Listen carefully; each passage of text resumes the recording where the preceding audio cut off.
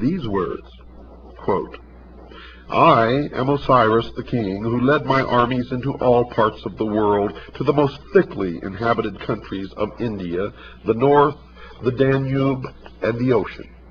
I am the eldest son of Saturn. I was born of a brilliant and magnificent egg, and my substance is of the same nature as that which composes light.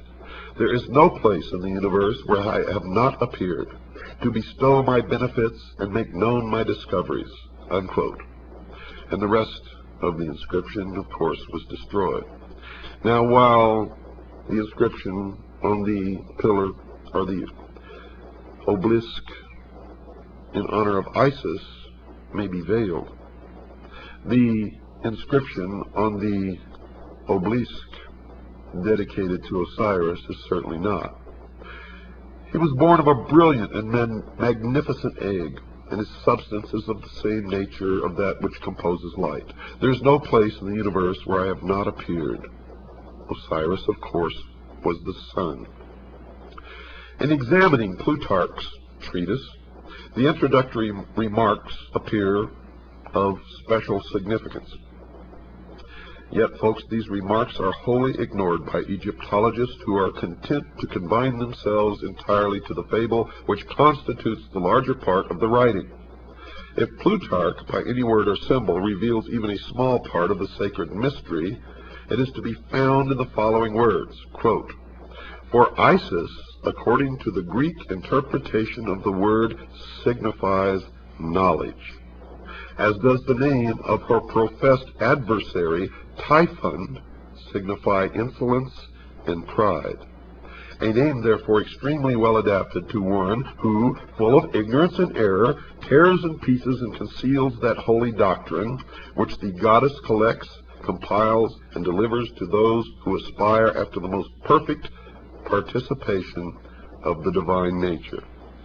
Now, if you have a keen intellect, you can all decipher everything else that I'm going to tell you on this program, and probably the next one, in that short paragraph. And I'll let you ponder that as I continue.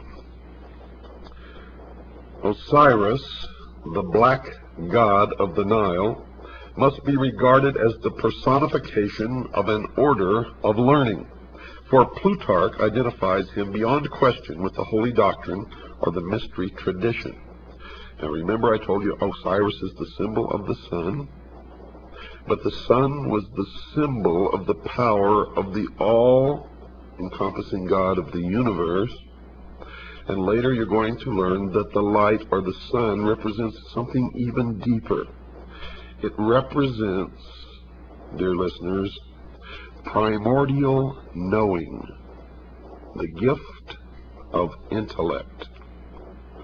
And where people can read these myths and think that these people really worship the sun or some god somewhere, they are mistaken. For the true object of their worship is the intellect. And through the use of that intellect, they believe that man will become God. As Thoth personifies the whole sphere of knowledge, and it was through his assistance that Osiris came into being, so Osiris embodies the secret and sacred wisdom reserved for those who were proficients in the ancient rites. Unquestionably, Osiris was later confused with other members of that vast pantheon of divinities which developed in the decadent period of Egyptian religious culture. But to the elect, the initiate, the adept, the priest, he represented to the end primordial knowing, that utter realization of truth, undefiled by intellection, unlimited by any mortal procedure, uncircumscribed by the limitation of thinking. You see, he signified not only that divine at-one-ment with the absolute, which is the end of all illumination, but by his life, death, and resurrection revealed the means by which mortal consciousness could achieve that end. So remember, at-one-ment. Thus Osiris, becomes a dual symbol, being in the first place the esoteric wisdom. Esoteric, folks, means hidden. So he represented in the first place the esoteric wisdom itself, and in the second place the composite order of initiates through whom that tradition was perpetuated. And now we begin to strip the veil from the mysteries. The personality of Osiris thus typifies the institution erected by the ancients to perpetuate the deathless truths of the soul. The living head was crowned with the plumes of wisdom and power.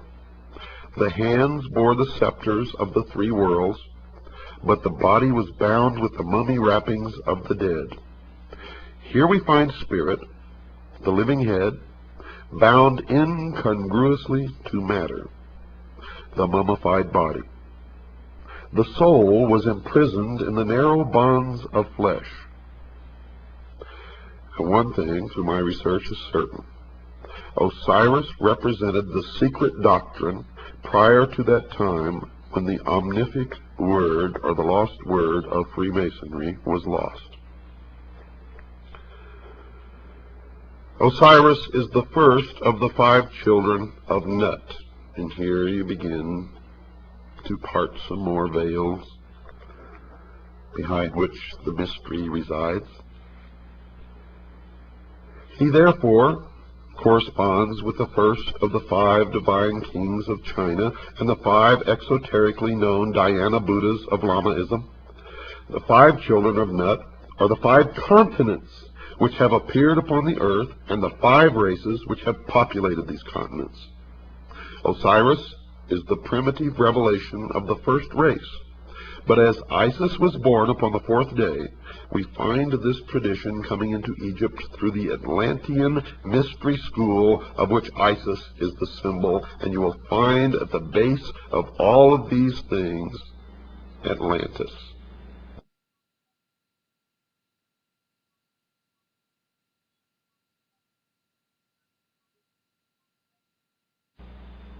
In this country, the Freemasons established the city of Atlanta as the new Atlantis. And all of this will come together for you. It took me many years of study deep into the night and trying to discuss this with other people who had no idea what I was talking about. So most of it was put together in loneliness late at night. And then when I established my organization known as the Citizens Agency for Joint Intelligence, many others began to help and furnish bits and pieces of information. And we have succeeded, folks, in infiltrating the lodge. We have members in the lodge who feed us information constantly. Members whom we taught how to take an oath so that the oath of Freemasonry would not be binding upon them. You have to play sometimes by the rules of the enemy in order to beat the enemy. And we are beating the enemy now. From the reign of Osiris, we glean the following philosophical history. They believed that there was a time, the Golden Age, when truth and wisdom ruled the earth, and this aristocracy of wisdom was a benevolent despotism, and that's what they want to reestablish. Benevolent to who? That's the question. In which men were led to a nobler state of being by the firm, kindly hand of the enlightened sage. This was the divine dynasty of the mythological priest kings who were qualified to govern humanity by virtue, not only temporal, but by divine attributes. Through his priests, Osiris, representative of the hidden tradition, ruled the entire world by virtue of the perfection resident in that tradition. Don't miss tomorrow night, folks. You have not even begun your journey. Good night. And God bless each and every one of you.